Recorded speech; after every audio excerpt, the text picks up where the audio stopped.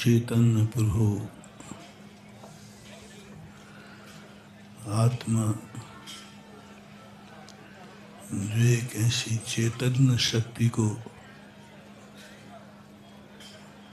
अपने अंदर स्वभाव रूप से लेकर बैठी है, जिस आत्मा का लक्षण ही चैतन्य है, ऐसी चैतन्य शक्ति जो अद्भुत है,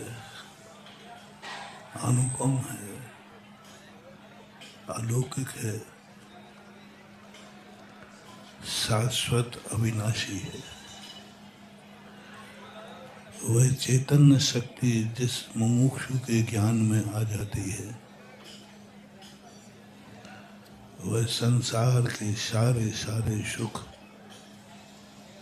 उसे तुच्छ नजर आने लग जाते हैं। ये शारीरिक परिणतियां अकिंचित कर नजर आने लग जाती है।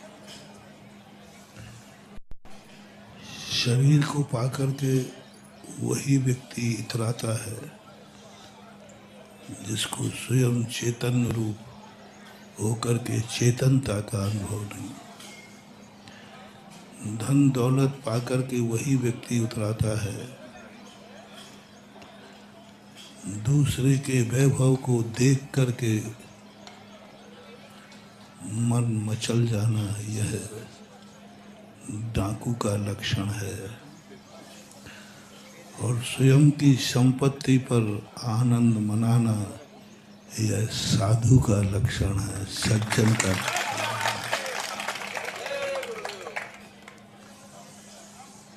डाकू जितने पापी होते हैं, ये सब दूसरे की संपत्ति देखकर मचलते हैं।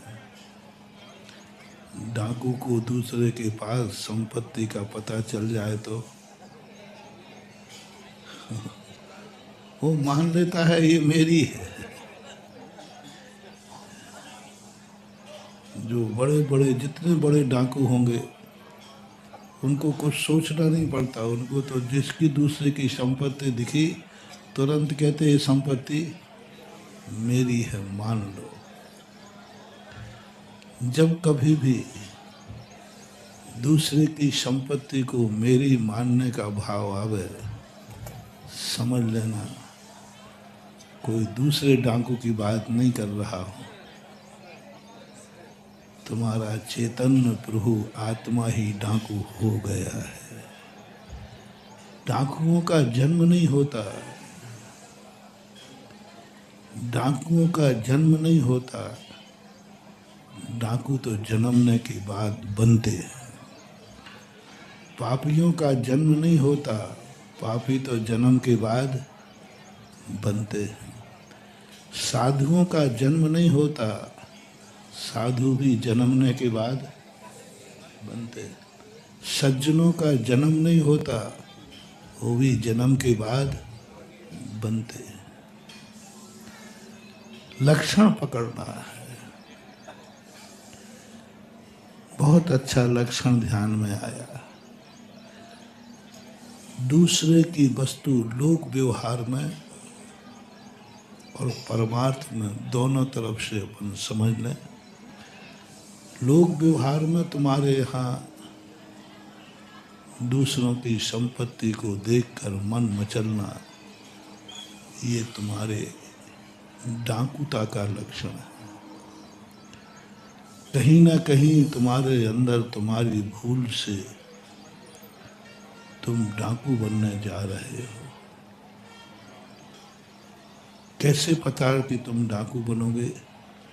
क्योंकि थर्मामीटर मिल गया ना, हमें दूसरे की वस्तु पर अपनापन आ रहा है। दूसरे की वस्तु को मैं अपना मान रहा हूँ। दूसरे की वस्तु मुझे प्राप्त करने का भाव जाग रहा है। स्पष्ट मालूम है कि ये वस्तु दूसरे की ही है। मालूम है तुम्हें, ऐसे नहीं, अनजाने की बात नहीं कर रहा हूँ। तुम्हें ज्ञान में है, स्पष्ट मालूम। तुमसे पूछा भी क्यों भैया ये वस्तु तुम्हारी है? बोले नहीं है। तो तुम्हारा मन जा रहा है, समझ लेना डाकुता का बीज आरोपण हो चुका है, इसको यही संभाल लो। अभी छोटा सा भाव आया है, पहले मन में पाप आता है, फिर वचन में आता है, फिर व्यक्ति काया से पाप कर लेता है। हमारे जैन दर्शन ने कहा, मन में पाप आते ही समझ जाओ, क्योंकि मन से पापी की कोई FIR नहीं लिखी जाती है। मन में कोई पाप आया है तो उसकी कोई FIR नहीं होती, उसका कोई प्रमाण नहीं है, कोई सबूत नहीं है, कोई गवाही नहीं है कि हमारे मन में क्या भाव आया। बहुत अच्छे पूज्यवर कार्तिकेय स्वामी ने एक चिंतन की धारा दी, कैसे कंट्रोल करें हम इस दुनिया के गलत विचारों को। तुमने कहा, तुम ये मत समझना कि दुनिया में कोई ऐसा विचार भी है जिसको कोई बुरे विचार नहीं आते हो, ये मत सोचना, ये कभी सोचना ही नहीं। क्योंकि संसार में हो तो बुरा विचार तो आ सकता है। आज तक कोई भी किसी का इतिहास ऐसा नहीं है जिसको कभी क्रोध ना आया, जिसको कभी मान कषाय, जिसने कभी मायाचारी नहीं की हो। अरे बच्चे ही मायाचारी करता है,